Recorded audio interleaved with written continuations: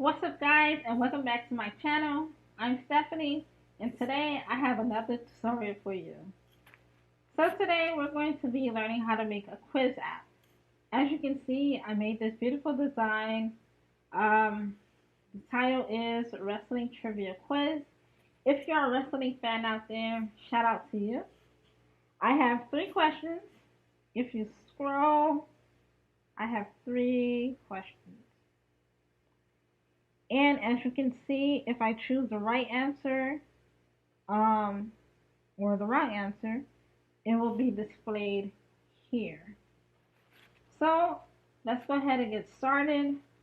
I've already created the designs for you, so you don't have to worry about that. As you can see, we have radio buttons, we have the questions here, the title, and that's all you need to know. So let's go ahead and go to the main activity.java page, and enough of the talking. Let's get it popping.